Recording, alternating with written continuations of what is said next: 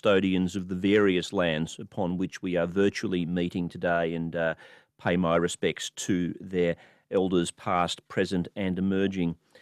If the definition of a great book is that it makes you think differently, imagine new possibilities and open your mind to forms of knowledge that you were previously unaware of, then Tyson Yunkaporta's book, Sand Talk, certainly qualifies as such. Tyson is from the Apalech Clan of Western Cape York. He practices traditional wood carving. Some of the carvings, incidentally, are visually represented in his book. He's a senior lecturer in Indigenous Knowledges at Deakin University. And reading Tyson's book made me realise that the ways us white fellas are taught to understand and care for the world that we live in is rather limited.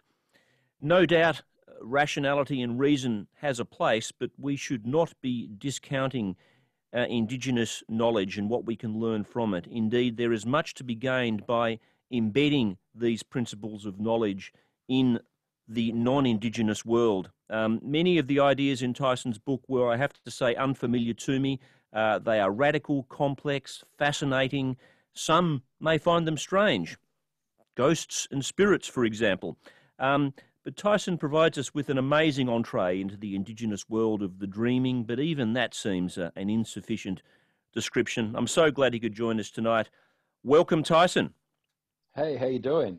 I'm very well. Yourself? Yeah, pretty good. It's always puts me in a good mood to see what somebody thought the book was about. Yeah, and I suppose everybody I talk to, it's a different. Yeah, they've read a different book. Yeah. Well, look, so that's right. So I suppose what you're getting from me is my kind of understanding of it in the form of questions. I mean, I found it an unusual book, and I mean that and as a highest compliment, actually. The ideas that you are imparting have presumably been handed down over millennia, mostly kind of orally and through art and so on. So tell us how you went about writing the book, because I imagine the knowledge that you have got that forms the basis of it took you decades to accumulate.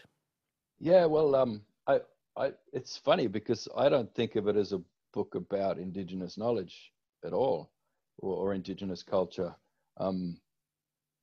A lot of people are seeing that, but it's about everyone else. It's a book about the world, and I'm just applying an Indigenous lens to that, not the Indigenous lens, just an Indigenous lens, like a highly flawed Indigenous lens too. I'm just a small boy, in our culture, and I know what pretty much any 14-year-old boy knows. Although I'm 47, it's so I kind of, and I don't know, I'm really strongly, I don't like these dichotomies about black fellas and white fellas and rational and irrational or super rational or whatever. I sort of see us all as being sort of under the blanket of this civilization at the moment, and all of us being domesticated to varying degrees and have varying sort of distance of discontinuity with a cultural memory of actually being in an ecological niche, being, actually inhabiting a landscape that you're part of, that you haven't separated from. It's that, that only happened very recently, that the Greeks just invented a separate word for nature and separated that from society. Before that, everyone on the planet was one thing. Your culture, your society, your language, your land were one thing for everybody, for most of human history, which goes back as far as we've had symbolic reasoning, which is at least 1 million years. Homo erectus was doing symbolic reasoning with carved shells that have been found, 1 million years old. This is our business. This is what we do. And the book it wasn't an invitation into my culture or anything else. It was inviting people to remember their own, to actually find the fragments of themselves that were still human, and to sense and feel and see the pattern in those fragments and extrapolate that pattern out and just try and reclaim some kind of agency as a member of the custodial species of this planet. Yeah, because we've become separate from nature. In fact, we see nature as separate, and you point out that it is all connected, that this idea that humans and nature are separate makes no sense. Yeah, like the environment, like that's something over there. You know, we're organisms and we live in a habitat. And that's it. We're supposed to be doing that. And that doesn't mean we've all got to like dress in skins and run around ooga booga. You know, that's not what that means at all. But there is, you know, and I guess we can get into this as we go along. It might be a bit heavy to start with, but there is a pattern to what civilization does and what civilizations are, and it is it's a patterning that that denies the basic laws of physics, because you cannot have infinite growth, you know, from finite resources. You can't, you know, there's a lot of impossible physics around cultures that build cities, these things that have to be perpetually growing or they'll die. And that rely on the importation of resources and the outsourcing of violence, misery, destruction that inevitably comes from that. Let's come to that. That we'll do that later because it's a bit heavy to start with. People will leave. But sustainability, suffice to say, is the key theme in the book and in understanding the world. Let's just start with the title, though. Sand Talk, which refers to a way of imparting knowledge, a way of drawing in the sand, creating maps, ideas, images in the sand. Tell us about Sand Talk. Yeah, you just did. It's a very simple thing. I mean, there are higher levels of it in ceremonial practice that, you know, nobody knows about, but I guess it's similar to what you see Tibetan monks and, you know, and fellows in India with the mandalas and all that sort of stuff, what they do. But, you know, that it's also a daily communicative thing where you draw on the ground or in the air or on any surface really, and you're imparting, terabytes of knowledge visually that's drawing on contextual knowledge as well, and narrative. You're imparting a lot of knowledge with very few words and in quite a brief amount of time. So, you know, it's kind of an optimal form of knowledge transmission. It's probably worth revisiting. Yeah. You sat down with friends, with Indigenous knowledge keepers, with elders, and you yarned about the stuff that ended up making it into the book. I'm assuming this process has been going on for a very long time. It's just the way that you get together with your mob and talk. Perhaps you could give us an idea of what's yarning. What's it about? It's yarning. Well, I mean, the book, I guess, was built on yarns, but maybe I couldn't have had them if I was intentionally trying to write a book, but, you know, it was a couple of decades of yarns, and then it was a couple of years of carving those yarns into wooden objects, all of that information in there. And then it was a couple of weeks of just translating parts of that knowledge into a written text. So that's it. It only took 2 weeks to write the book because the knowledge was already there. So I basically just had to type it out and decide what to put in and what to leave out. That's it. And those yarns, yarning is, you know, everybody talks about this, and I guess it's a borrowed word, you know, that we have, and a lot of different cultures use it in different ways. But for us, it's a hard thing to explain because it seems quite informal. But it is it does have a structure, and there are protocols, but they're not really spoken or written down anywhere. But basically, it's kind of the center of how we produce knowledge. You know, so we talked about knowledge transmission through the sand talk, but then there's knowledge production and knowledge storage as well. You know, and you store knowledge in your relationships. You know, they sit in those spaces in between your relationships with people, also non-human entities and places. And I guess the act of yarning is about tying all those things together, but actually even producing new knowledge and deciding what to get in. So narrative is a really important part. We have a rigorous process of inquiry in Indigenous knowledge systems about what we're going to let in. So something like billy goat weed, which was introduced here, and it's an invasive weed, that's been incorporated into bush medicine law.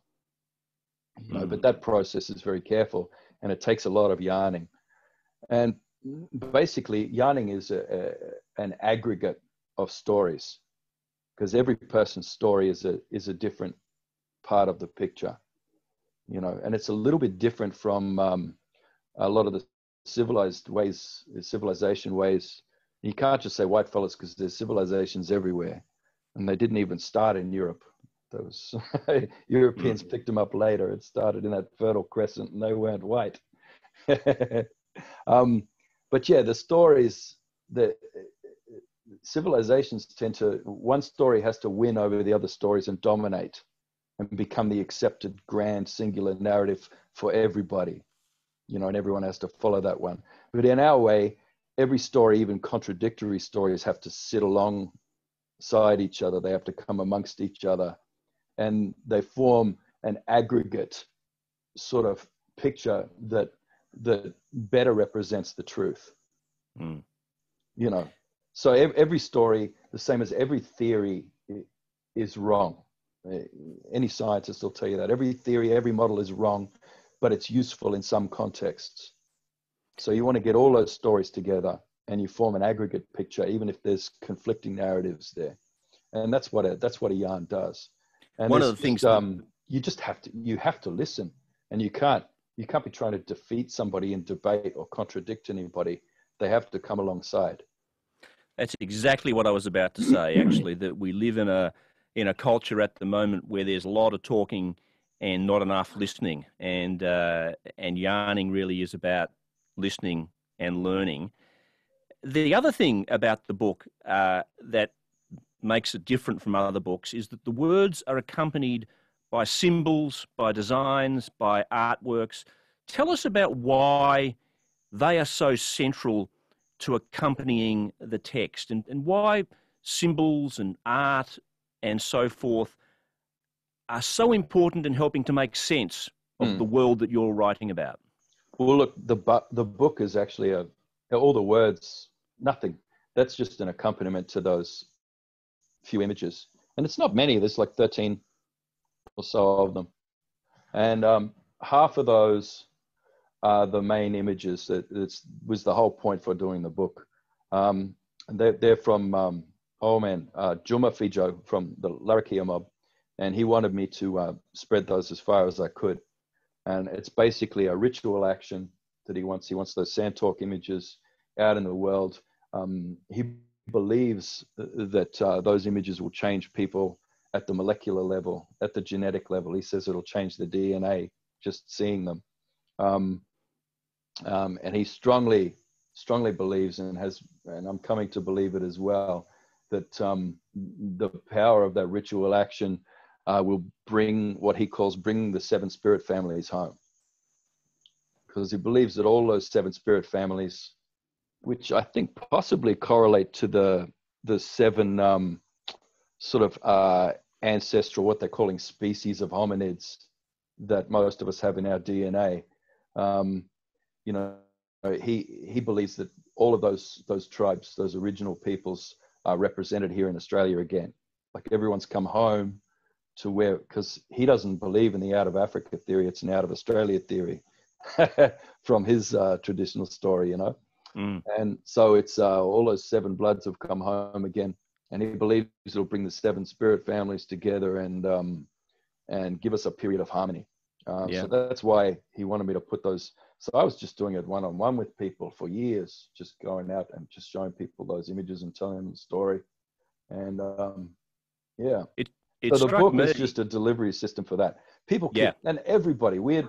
It's so weird. Like I'm talking extreme right, boomer libertarians, screaming lefties, like social justice warriors.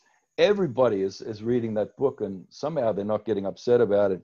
And I keep getting these emails and letters and calls, and it's thousands of people who are saying, this has changed my DNA. I can feel it changing me at the molecular level. All kinds of people. Mm. And they keep trying to find, what was the passage? What was the words you said that changed me? I'm like, no, the words weren't it. That was just the delivery system for old man's images. Mm. And they've got you now. They're finished. They're going to change you. Yeah. Well, I found the same thing actually, that when I sat down to write questions, it was hard to find things to grab hold of, like Yeah. specific things to grab hold of, because you're presenting us with this totality, this big kind of thing, way of seeing, concept, philosophy, if you like, I suppose. And that's kind of what you're left with. You're left with your own original form of thinking just shaken up. Mm. It's just, yeah, I mean, it's a lot of pop science in that book. It's not a great scholarly work or anything. And a lot of it, it's kind of just a neural tool, really. Like I've kind of designed it in a way to knock people out of their heads for a minute and go into a different way of thinking, which our old people, the closest they can come to that, like they always talk about it more in terms of feeling. Mm. But that's not a good word in English to describe it, because that makes you think of emotions, but it's not about emoting. It's it's feeling for knowledge. And so I guess what you're doing is you're using your gut. That Yeah. it has its own nervous system. It's not connected to your central nervous system, but that's your second brain there. Yeah, And you see a connection, don't you, very yeah, much between the it's a gut and the different, brain. Yeah. it's a different thought.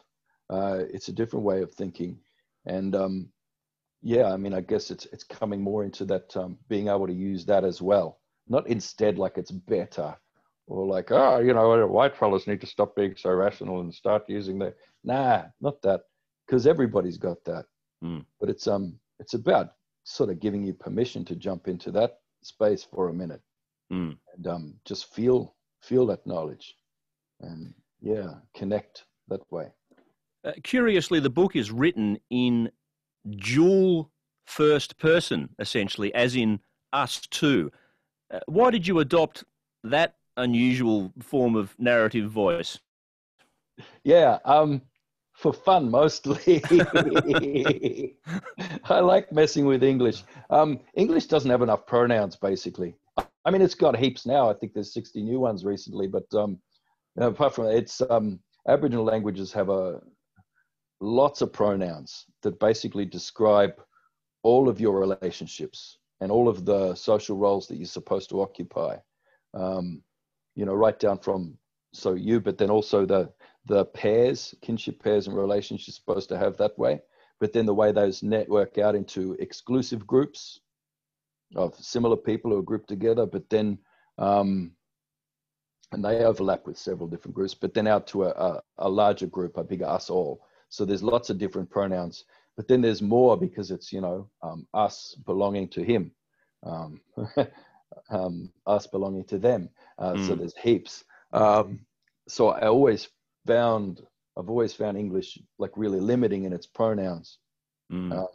So yeah, I decided to write it in the dual first person plural as much as possible, and I just translated that as us too, because it was inviting that reader to come and sit and form a relationship. And when I wrote it, I thought maybe a couple hundred people would read it, and I thought I can manage a couple of hundred relationships. I can do that, and that the publishers thought the same. It's not going to sell heaps or anything, but no, it's sold too many now, and I've got too many relationships. Yeah, I mean, I thought pulling at me, all my spirit's being drained away out into the world, and I'm just this husk you see before you. Well, just hang in there for a little bit longer. I mean, I kind of understood the us two thing as relating very much also to what you referred to earlier, this idea of Indigenous knowledge accumulation as basically being a dialogue between two people. So the us two thing is that the two of us, we're in, a dialogue with one another, and the book is a kind of vehicle, as a part of that dialogue. Yeah. Well, it's an invitation for that. It's not to come and like learn my stuff and take it away. It's really it's asking people to come and share their story there, to bring their story to the reading of the book. And I think everybody just does that unconsciously, because like I said, I haven't spoken to two people yet who read the same book. Like every time I talk to someone, it's a bit of an adventure, because I'm discovering a whole new book from them. Yeah. We spoke just before about the whole kind of idea of the myth, really, of this idea of exponential sustainable growth. And I suppose if there's one theme, if I can even call it a theme, that runs through the book, it's this idea of sustainability and living within a complex, self-organized, sustainable system. Perhaps you can talk a bit about that. Yeah, I find complexity theory is probably one of the best metaphors I can use from this way to try and touch on some of that stuff. It's good, and there are a lot of alignments that I find are really interesting. So there are a lot of roles for every sort of node in a complex adaptive system. A lot of the roles that you see for those nodes, a lot of the operating protocols, some people call them, they align really closely with exactly the same pronoun roles that I was talking to you about from Aboriginal culture before. There's a lot of alignment there, so I find that's a really good metaphor to talk it up.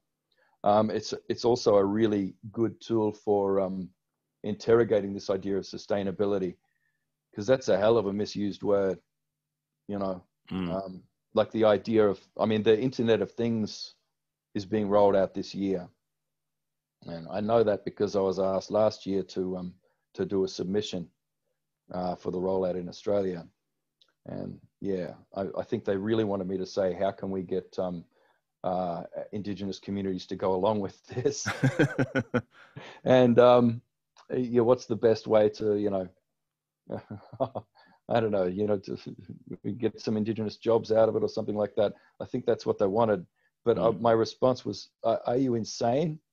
Yeah. Like, they were saying things like, it's sustainable because, see, a smart city, we can save like 12% of water use, by all these smart sensors, being able to anticipate when the peak water times are and slow down the flow in the other times. And that's going to be sustainable. And then we'll be able to double the size of the cities. It's just, but it's worse than that, because all of these devices have rare earth metals in them. This computer you have, a solar panel has rare earth metals, your phone, and they're called rare earth metals for a reason. They're pretty bloody rare. It's also the most, like, refining those metals from the ore is the most toxic process known to man. It produces tons of radioactive waste. You might as well just put a nuclear power plant there, because you're doing the same thing. So people saying solar panels are sustainable, they're not sustainable, like by any measure, Yeah, basically, we need to be honest with ourselves and stop using the word sustainability and actually front up and go, all right, we're not prepared to give this up, even if it kills us. We're addicted to this way of living, and we don't want to get clean. We don't want to go through the 12 steps. We want to see this through to the end, and we're going to kill this place. And we need to pretty much say that. There needs to be a word for that.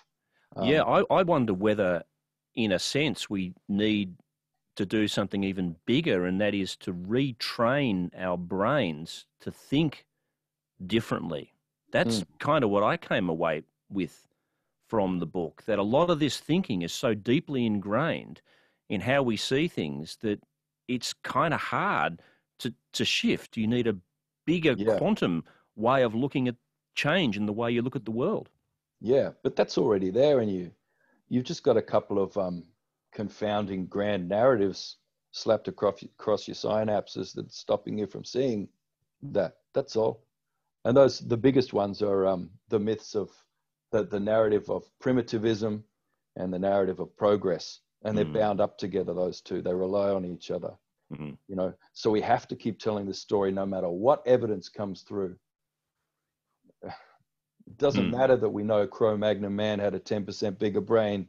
You know, it doesn't matter what shells we find from 1 million years ago. We need to hold on to that narrative that our Paleolithic past was brutish and primitive and horrible, and it was endless rape and everybody murdered everybody.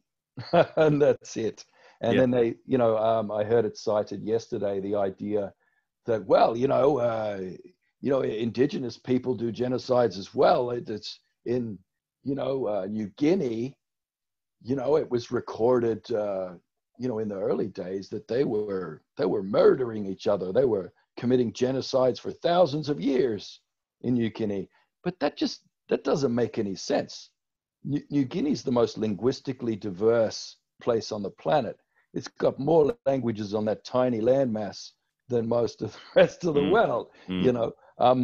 So how is it possible that all those people were wiping each other out for thousands of years? How did they still end up with that many diverse tribes with completely different languages? How did that happen? You know, and did they not consider there might be some observer effects?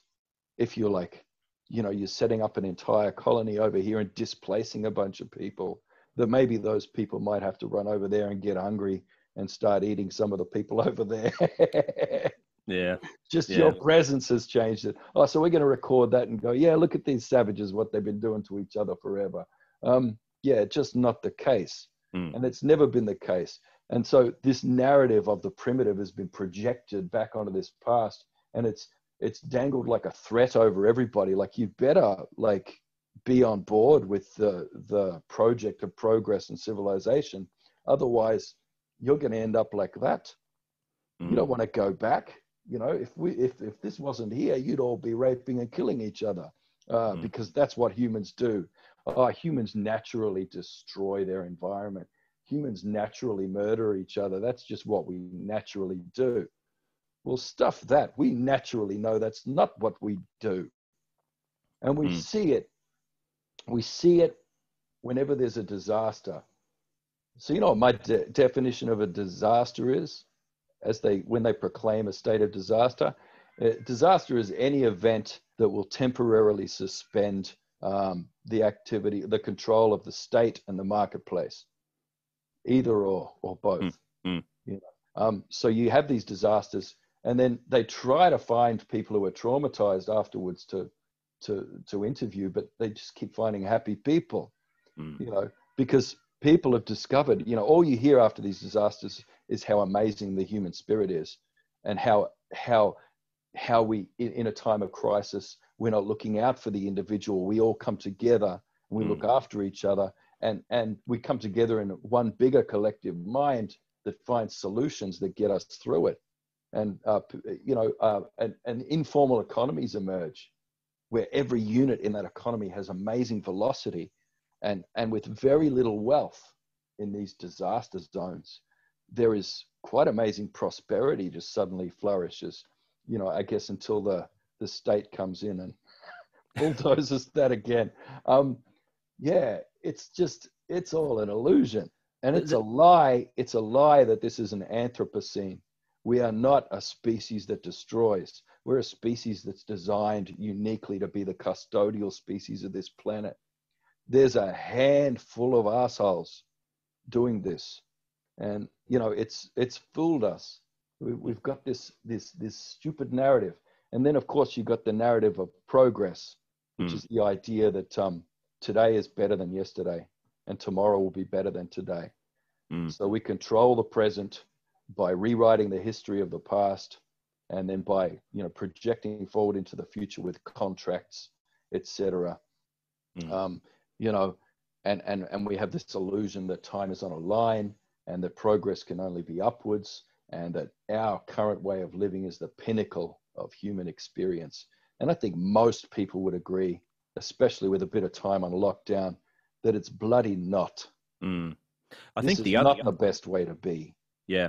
I was just going to say, I think the other related narrative to all of this is this perception that because Indigenous knowledge goes back tens of thousands of years, that it's kind of preserved in a kind of aspic, it's a static, fixed thing. Yeah. When, of course, nothing could be further from the truth. Yeah. I mean, the Indigenous cultures, whatever fragments remain, you can see that they're all characterized by adaptation. Indigenous cultures are adaptive cultures. And when I say indigenous, human cultures are adaptive cultures because we are an adaptive species. That's our unique gift, is adaptation, and we don't do this by tinkering complex systems, complicated systems, tinkering complicated solutions. We don't do it like that. We foster the conditions for emergence. The system itself produces the solutions that are needed, and those, I mean, it has to be complex solutions that are responding to a complex system. And those things are not things that can be tinkered in your frontal lobes. Executive function doesn't do that, So Indigenous cultures are cultures that move with the land, because if you don't move with the land, then the land will move you. And once again, when I say Indigenous cultures, I mean truly human cultures. Yeah. There's some pretty heavy stuff that we're talking about. I don't want to give the impression that the book is all heavy, because there's a playfulness about the book. And the book doesn't. I'm talking like this now, but the book doesn't go like that. The book is fun. The book is funny, and you like a laugh too. Clearly, I love a laugh. Yeah. Because you got to laugh. And there's look, apocalyptic times, and we know this from all our stories, human beings, because there's been heaps of apocalypses. Apocalypses are traumatic and all that sort of thing. They're also a great source of comedy, always. Just endless material. You got to laugh your way through the end of the world every time it happens, because otherwise you might end with it. Yeah. You don't talk much about yourself in the book. That was a decision, I assume. Yeah, and a request. Look, Professor Martin Nakata, he's from James Cook Uni, is there. James Cook was the university that I went to. I did my doctorate there. I won the university medal there for my doctorate. Well done. Which I know, but it had the first fleet was on the medal. There's an irony for you. Which was just I saw the humor later. Anyway, but Professor Martin Nakata, he was a mentor of mine for years, and he saw a few of the keynotes and stuff and different stuff I was doing and writing, and he said, "Boy, you've got to stop doing that self-narrative." Because I used to tell my crappy life story at the start of every keynote. It would be 10 minutes, not a dry eye in the room and all that sort of rubbish. And I didn't realize I was just reproducing this genre. Like we don't have very many genres available to us as Indigenous writers. There's a few things you're allowed to do. And most of it is autobiographical. And most of it is telling the story, like a heartwarming story of how you've overcome adversity to become a success or something like that. And, there's heaps of that out there. So I personally, I thought, I don't need to be doing another one of those, because for a start, I don't want to be stealing the market share away from, Jack Charles and Archie Roach. And, they've earned that.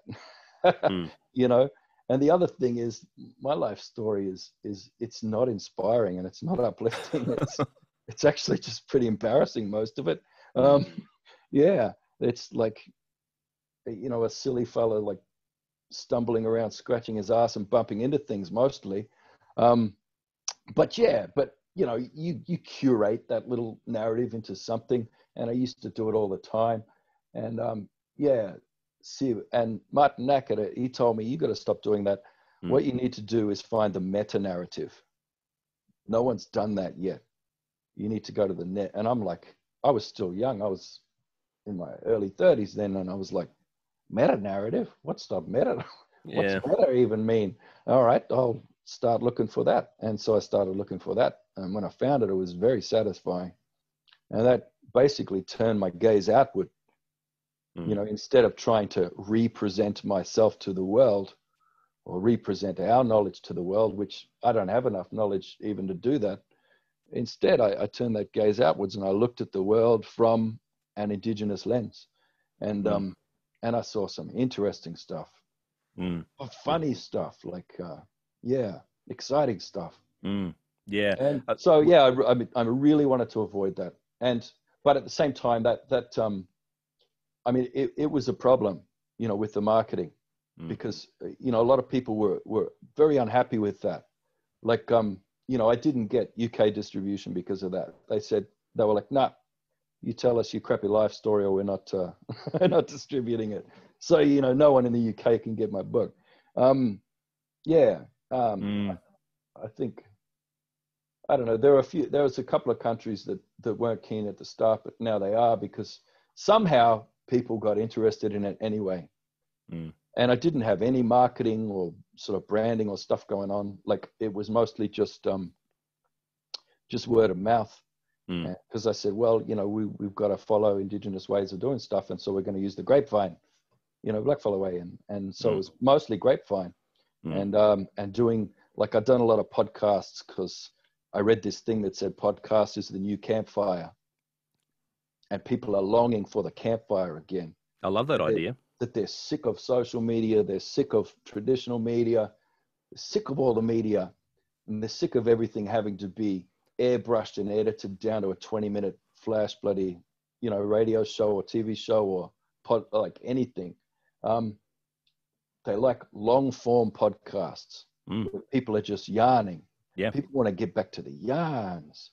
And I said, yeah, I'll do those ones. So I've done a bunch of them, and it's sort of started taking off, which is unfortunate because it's just completely wrecked my life. But, you know, anyway, my life.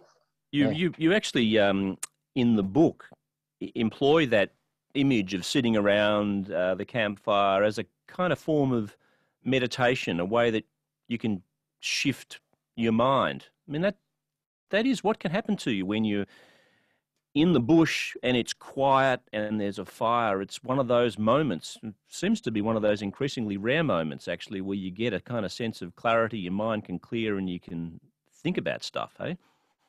That's all you, Bruce. Yeah, that's your story. I never wrote anything like that in there. Didn't you? No. Didn't you write something about sitting? I thought you wrote something about being around the campfire. I probably mentioned it, but I didn't say that about it. That's yours. That's your story. And that's in the book. That is in the book. The book isn't the pages there. Yeah, well, there you go. The book is yarns, and those yarns have moved on. Anyone who's reading the book now, that's like, that was the yarn a year ago. You know, you're coming late. Yeah. But it's yarns, and I'm not in most of the yarns. Like, I'm not involved in them. When I say most, I mean 99% of them. The other people are having the yarns. And that's the book now. Yeah. Perhaps I'm getting confused because I saw you at... No, you're not getting confused. You're doing the right thing. You read the book the right way. You brought your story into the book, and it is part of the book. Okay.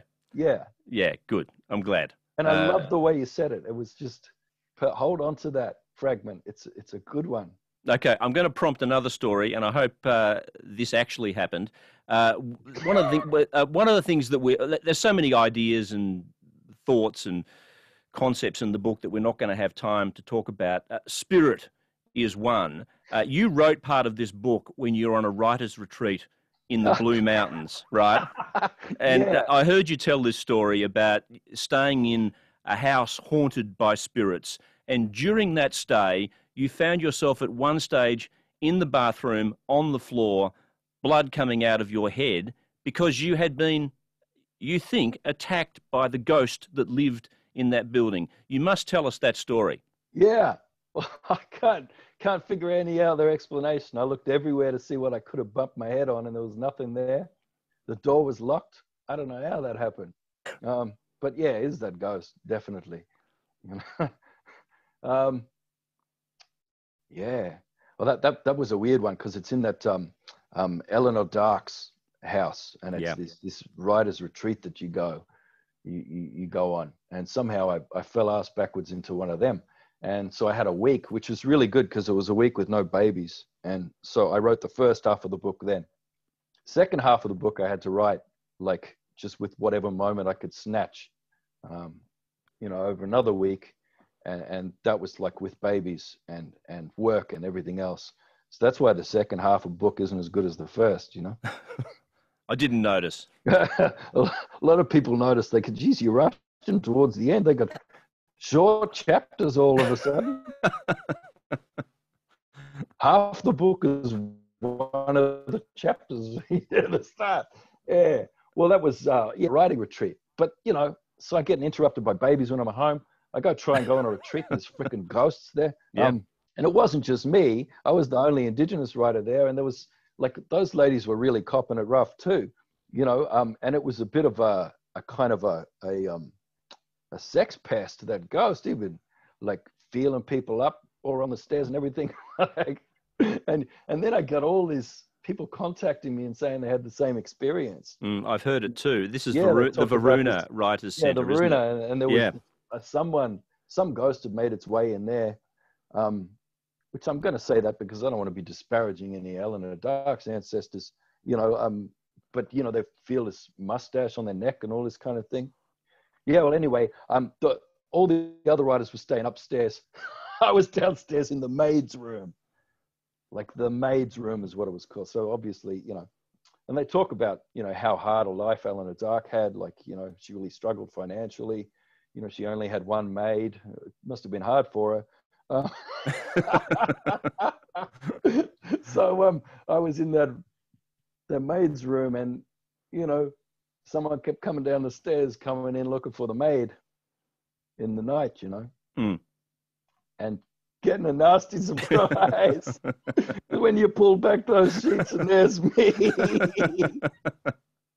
Imagine that. He wasn't happy, smashing stuff up around the room. And, other people have had that experience too in that room. Apparently it's finished now because they got an elder to come in and smoke the place out. Yeah, which was really cool that they did that. Yeah.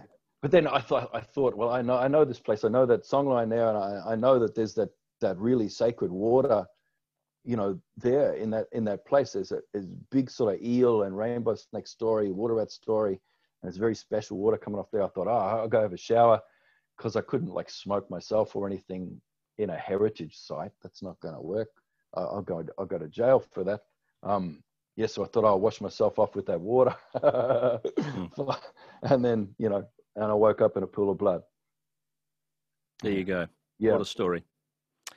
Just thinking, it's a big worldview that you present in the book. It's an invitation actually into another way of thinking and a way of opening up our mind. Would you like to see more of these ideas, more of this knowledge taught formally in school, in university? How would you like to see that knowledge disseminated more throughout the community that's not been exposed to it? And many of them have through the book, but, would kids benefit from learning some of this stuff at school? I don't know if there's enough strong fact-based stuff in there. No, maybe there is. That's not how I feel knowledge works. It's like whenever somebody thinks they've found a good idea, there's that narcissistic part inside of them that goes, I found this great thing. Everybody should know this. Everybody should think like this. And then it becomes an ideology or a body of work. And then, they go out, and then you get groups clustering around it. And then they're purity testing each other. Then they're purity testing everybody else. And then they're like canceling everybody who doesn't go along with it. God forbid. I tried to be as elusive as possible writing this, so nobody could grab onto any of it and go, that's the bloody Yunkaporta way or something. Oh my God, that just sounds horrible to me. And the idea of anything making its way into a formal curriculum, I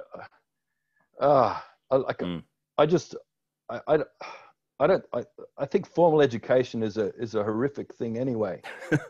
And I think it's just a dumping ground for everybody's narcissistic fantasies of what they want to get up on the board as important.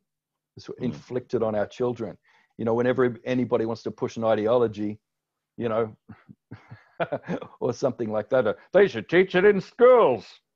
Yeah, that's like straight away. As soon as that's like the second thing. After people say everybody should know this, then they say we should teach it in schools, and then they inflict it on the most vulnerable people in our community, which is our children. Wreck their poor little brains so horribly. The nucleus basalis is an amazing part of your brain, and I believe you're supposed to keep it for your entire life. But you know, modern science says, oh, it naturally just dies off. Well, what the most high functioning important part of your brain like dies off? Yeah, the human beings learn most of everything they're going to learn in their lifetime by the time they're 4. What? Like, really? Is that how we're supposed to think? We're supposed to have this amazing super brain just shut down around the age of 8? Where's your control group? Have you done the studies with people who didn't go to school? I bet you $10 they still got that nucleus basalis firing. You know? Yeah. It's that horrendous weaponized boredom and preparation of workers, you know, to be able to focus on the task directly in front of them and ask no questions. It's the openly stated purpose of education. You know, what are we producing here? Are we producing knowledge? No. We're producing workers. You know, we're getting kids job ready to come out and work in these crappy jobs, which probably now we're all going to have to do from home. So now we've like projected this horrendous neoliberal workspace that's hostile to children, hostile to mothers, and we're bringing that into our houses now. It's like the last place where women can go. It's the last place where kids are welcome anywhere in this civilization, and now that's gone. We're gonna? Oh my God! It's just awful. It's so awful. Everything is built for like the solitary male. Like everything's built for that. The entire civilization, and there's like a couple of corners, you know, left that isn't hostile to women and children, and most of that is in your household. And now that's gone. So, you know, and it's the first thing, you know, even though like everyone's going to die from COVID, and like the petri dish of a school is probably the worst vector you can imagine. What's the first thing that has to happen? We're going to kickstart the economy? No, you got to get these kids back to school. It's really important. If they miss a year of their education, their brains might work for a bit longer, and everything will be ruined. The entire project will be dead. I'm talking like a lunatic here. I know. I've just done 50 podcasts today, and you know, my book is nothing like this. I'm very reasonable. Everybody likes it. Tyson, you notice from time to time that there are people who pick out threads of Indigenous knowledge and kind of weave them through selectively pick out threads of Indigenous knowledge and weave them through and kind of form this like new age way of thinking. What do you make of that, this kind of selective choosing of the elements of Indigenous thinking? Is it just a kind of tokenistic and ultimately pointless exercise, or is there something? It's just an expression of a market expression of the project of Westernism, basically. So you go back to, you know, Socrates said some good stuff. Like most people are down with the Socratic method. He mentored Plato, who come up with some different ideas, and then Plato mentored Aristotle, and Aristotle come up with reductionism, and he came up with the idea of things existing in and of themselves. And then he mentored Alexander the Great, who then rampaged east in a massive tour of cultural appropriation and genocide. But basically, yeah, that whole expedition was just picking up bits and pieces. Oh, that's a nice hat. I'm gonna have that one. What's that, a fez? I don't know, man. You know, basically the project of Westernism is about mining the margins of the civilization, mining the marginal cultures, the subcultures, and the, you know, right out on the frontier. You go out and you mine things. You take items of exotic interest and you remove them from their context. You strip them of spirit, all that dirty stuff, spirit, context, relationship, all these things, connectedness. You strip them of their meaning and you rebadge it, rebrand it, repackage it, market it. Off you go. Everyone's got a fez. You know, that's the project of Westernism. It's kind of how it works. And so, of course, any like spirituality that's going to emerge organically from that system is going to replicate that virus, that pattern. And that's what New Age spirituality does. It's just, we got Dreamcatcher there, we got crystal here, we got a feather fan here, Native American one, we got a smudging stick, oh, sage stick, I can see your aura, I can see your aura. No, you can't see my aura. Don't get that feather fan away from me. That's owl feathers, that's owl totem. You don't be brushing that on me. What, you trying to curse me, you horrible little thing? Yeah, it's, I don't know. That's how it goes. Sorry, that was a roundabout. I probably shouldn't have started with Socrates to answer that question. But yeah, so that's everything has a lineage. Yep. There's a genealogy to all things. And the indigenous process of inquiry is to get to the foundational story of any new knowledge, and figure out what the pattern of that is and whether that's worth taking on. And most of this stuff is not. Yeah, so it's a kind of faux philosophy, if you can even call it that. On the other hand, you have the sort of subtitle of your book, How Indigenous Thinking Can Save the World. Can Indigenous thinking save the world? No. So what you're saying is it's false advertising, your book. Absolutely. It's a complete fabrication. I mean, you know, I think that a lot of indigenous ways of thinking could be deployed to extend the life of the civilization. And I think that's what people hope for. Yeah. I think that's the people who read my book and project hope onto it. Oh, that gives me such hope. I think that's the longing there. I think, and I'm not talking about, you know, dream catchers and, you know, how to light a fire with a stick. Indigenous, I'm not just even talking about indigenous knowledge, but indigenous lens and indigenous ways of thinking, indigenous ways of relating and connecting and being with each other and of seeing the universe. These could certainly help foster the emergence of a completely different system that would certainly do well. Look, basically all of my work, anything that could vaguely that I might have thought of as activism once, it's not about changing this system. You can't change this system. The same way you can't make a dog into a vegan. You know, a lot of people try and have these vegan dogs. Now they die after about a year, or they eat you. That's the only option there. You know, we can't turn this civilization into an indigenous thinking system. Or have indigenous values, or we can't have social justice values even in this system, because it's an economic system that depends on inequality, because that's the growth-based model of supply and demand. You need more demand than supply, so you have to have inequality. You know, the prison industrial complex in the United States is the engine room for the global economy. Their economy would collapse without that. So you can put Black Lives Matter bumper stickers on as much as you like.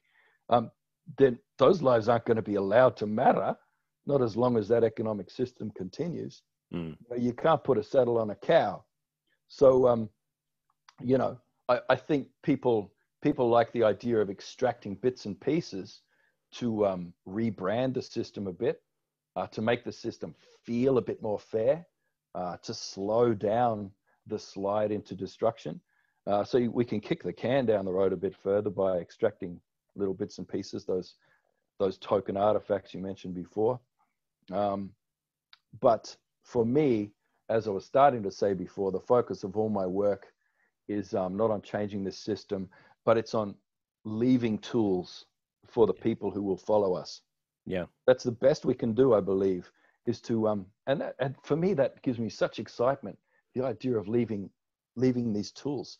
What are they going to need? What are they going to need to do the 1,000-year cleanup? What are they going to need, to sustain them? And for me, it's story, they're going to need story, and they're going to need cognitive tools.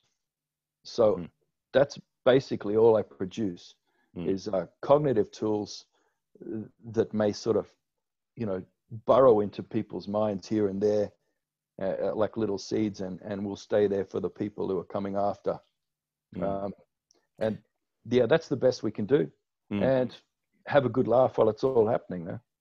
And you're obviously tapping into something, Tyson. I mean, as you say, the book has sold so many more copies than you imagined. So many people are reading it. People are getting something out of this book that they feel that they need. So, obviously there's a market out there for a different way of thinking about how we can live, even if you're not going to save the world. Yeah.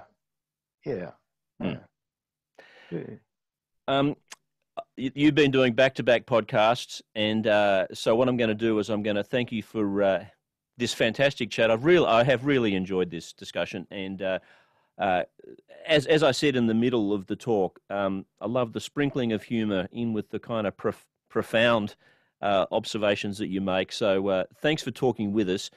What I'm going to do now is hand you back to Chrissy at Avid Reader. Undoubtedly, there'll be some questions from the audience. But Tyson, great to talk to you, and hopefully we can speak again sometime, perhaps even in person. All the best. That sounds great. Yeah. See you then. Cheers. Bye. Thanks, Paul. That was fantastic. We've actually got so many people commenting that they've really enjoyed this conversation. So that's great. They'll be able to have a listen to it again at some point on Big Ideas as well. There's a few questions from the audience. One is from Kerry. What would be your hope for a newborn child? Is the question. I don't know. I wouldn't project anything onto that child. At all. Cool. I don't know. Just nurturance. Yep. Cool. Nurturance. Actually, here's the thing. I don't know. I don't like hope because I have no agency over it. A child, everybody knows, even Hillary Clinton knows it takes a village to raise a child. A child is supposed to have multiple carers. It's not supposed to be, at best now we have two people looking after a child, two poor, stressed out people who are trying to be an entire village for one little kid who needs a village. And so we run ourselves ragged. That's if we're lucky. Most of the time it's a single mother trying to do it.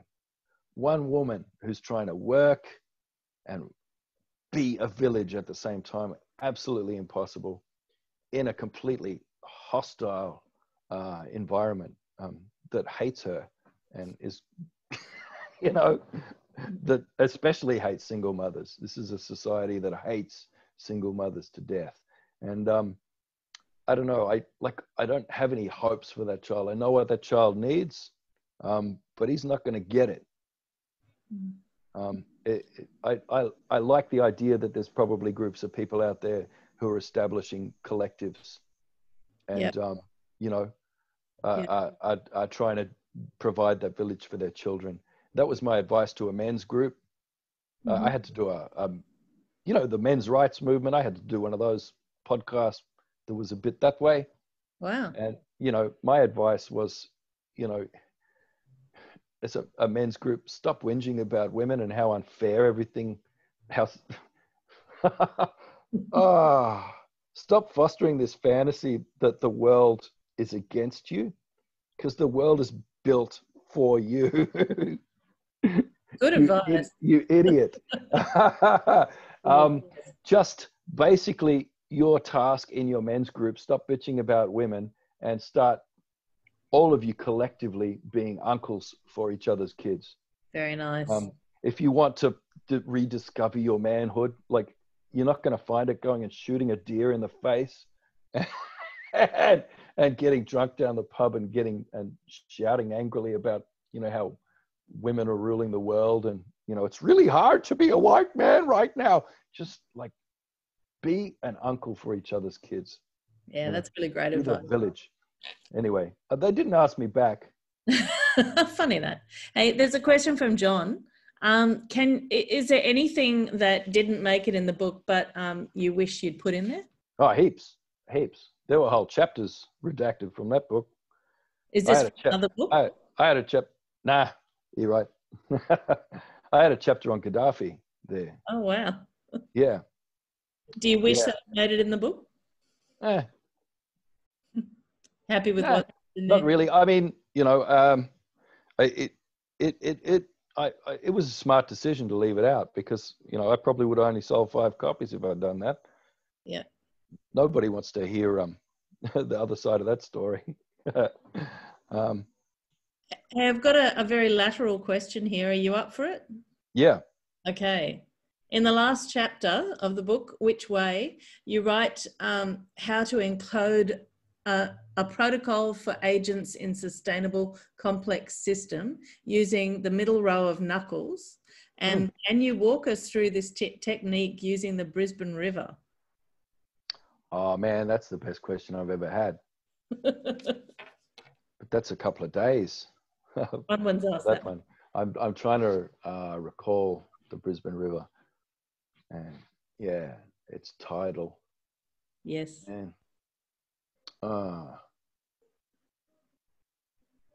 I was only there for a while as a young man, and all I can remember is the bloody Story Bridge, and I don't know, someone insulted me or something, and I decided that my ego couldn't handle that, and so like I ran down beside the river, and I knocked him out, and then but then his friend who'd been swimming in the river in the middle of the night, like, came up out of the river, and he was ripped, and he beat the crap out of me.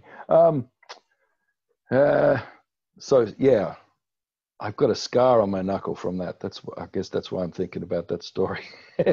Try to put the Brisbane River on my knuckles. I guess it's all story like that, when you're thinking about place and encoding memory, because all memory it's spatial, it's a spatial and narrative relation that you have. So it's place and story. It's these maps.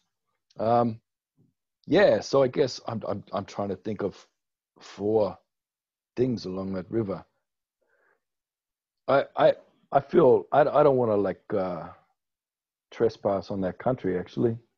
So I'm thinking about it, and I mean, I could think about landmarks like those bridges, but I think if I come into that trying to map something on top of the river without asking first, I won't. In a public space, I don't think that would fly very well. That's a great answer. Thank you. I've got, but anyway, I suppose I could go, okay, so there's that fellow I punched in the face there at the Story Bridge and left that scar on my knuckle there. And so I might think about that in terms of, which one would that be? That would be interaction, the principle of interaction, that you have to have a constant free exchange of energy, information, spirit, value, resources, everything. You have to have velocity, in an economy, a velocity of the dollar. That indicates the health of the economic system, not the size of my massive GDP. So that's that principle of interaction there on the Story Bridge. Punch him in the face. That's that scar there. Next bridge down.